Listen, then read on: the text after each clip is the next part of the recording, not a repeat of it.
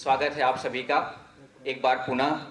जैसे जैसे हमारे इस बगीचे में लोगों की संख्या बढ़ती जा रही है, वैसे वैसे यहाँ पे खड़े होने के साथ थोड़ी सी जो असहजपन होता है मन में वो भी बढ़ता जा रहा है, क्योंकि यहाँ पे तमाम ऐसे बहुत ही बड़े कलमकार उपस्थित हैं जिनसे हम सबको बहुत कुछ सीखने को मिल सकता है।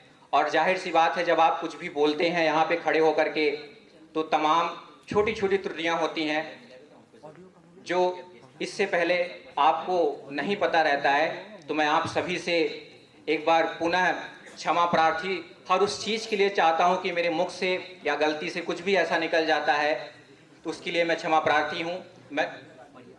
मैं फिर से कुछ चंद लाइनें हैं। आपने राम के बारे में सुना, श्री राम के बारे में सुना, उनकी लीला सुनी, रामायण सुना।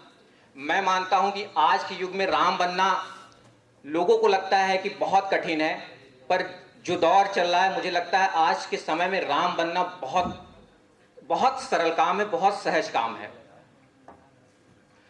मैं कुछ चंद पंक्तियां हैं जिससे मैं बताना चाहता हूं कि मेरा क्या व्यक्तित्व है राम को लेकर के, मैं क्या सोचता हूं आज की जनरेशन को लेके। कि सुनिएगा कि फकत आंख खुल जाएगी जिस दिन, फिर हिल डोल ना पाओगे, देखोगे रोता सबको तुम, पर अश्रु पोंछ ना पाओगे। ऐसे दीपक को जला जलाकर कब तक नीर बहाओगे, तुम राम नहीं बन सकते फिर तुम रावण ही कहलाओगे। तुम राम नहीं बन सकते फिर तुम रावण ही कहलाओगे।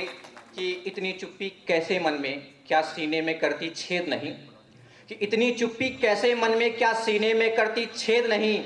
क्या इतनी चुप्पी कैसे मन में, क्या सीने में करती छेद नहीं। क्या खून उबलता नहीं तुम्हारा, क्या हृदय में लगती आग नहीं। मिट्टी को अपने राख समझ क्या ऐसे पल्लू में बंध जाओगे। तुम राम नहीं बन सकते फिर तुम रावण ही कहलाओगे। तुम रावण ही कहलाओगे। कि जग में जीते हो अंधे बनकर, फिर कैसे कुछ देख भी पाओगे। कि जग में जीते हो अंधे बनकर, फिर कैसे कुछ देख भी पाओगे। क्या जागोगे फिर उस दिन तुम जब अपनी बहन लुटाओगे। और ऐसे हानि का मोल सदा शायद ही कभी चुका पाओगे। तुम राम नहीं बन सकते फिर तुम रावण ही कहलाओगे। और अगली पंक्तियों में मैं बताऊंगा कि राम बनना कैसे है। कि सुनो सुनो अगर तुम जाग रहे हो, विनती है उठ जाओ अभी, इससे पहले कि फिर से हरड़ घटे सर उसके धड़ से अलगाओ तुम।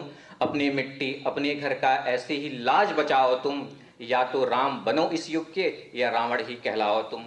बहुत बहुत शुक्रिया, बहुत बहुत धन्यवाद।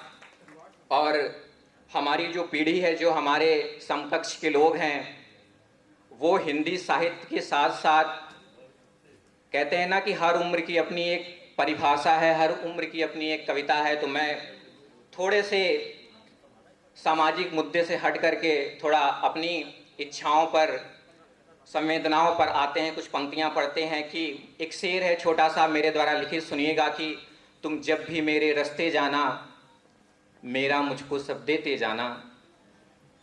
प्रेम पर लिखी है कविता। कि तुम जब भी मेरे रास्ते जाना, मेरा मुझको सब देते जाना। वो सारा जो तुम पे खर्च किया है, सारा पागलपन देते जाना। और शेर सुनिएगा। कि तुम जब भी मेरे रास्ते जाना, मेरा मुझको सब देते जाना। वो सारा जो तुम पे खर्च किया है, सारा पागलपन देते जाना। और वो तारों को जो तोड़ तोड़ के तेरे पैरों में बांधा था।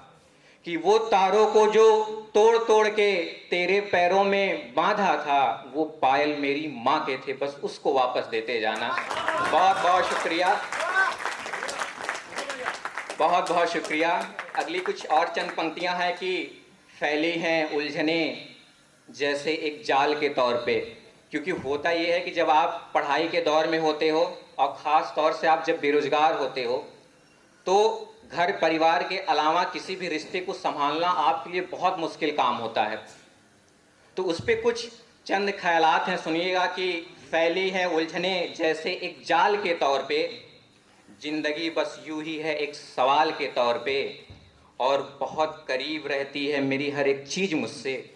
सुनिएगा। कि बहुत करीब रहती है मेरी हर चीज़ मुझसे, जैसे तुम्हारा ही गम है मिसाल के तौर पे। बहुत बहुत शुक्रिया। कि और कुछ लाइफ में मैं बताऊं, करंट सिचुएशन में तो मैं पढ़ाई के क्षेत्र में मैं अभी पीएचडी का प्रथम वर्ष का छात्र हूं। मैं एग्रीकल्चर की स्टडी कर रहा हूं। एग्रीकल्चर इकोनॉमिक्स से मैं पीएचडी कर रहा हूं चंद्रशेखर आज़ाद एग्रीकल्चर यूनिवर्सिटी कानपुर से।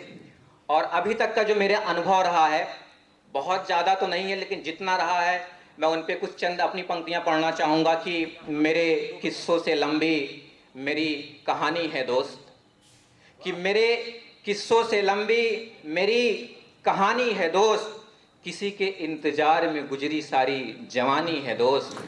अभी हालांकि है जवानी। बिल्कुल बिल्कुल यही मैं कहना चाहता हूं कि अभी तो गुजरी नहीं है, लेकिन जितनी भी गुजरी है किसी के इंतजार में ही गुजरी है। कि पंक्तियां सुनिएगा कि मेरे किस्सों से लंबी मेरी कहानी है दोस्त, किसी के इंतजार में गुजरी सारी जवानी है दोस्त।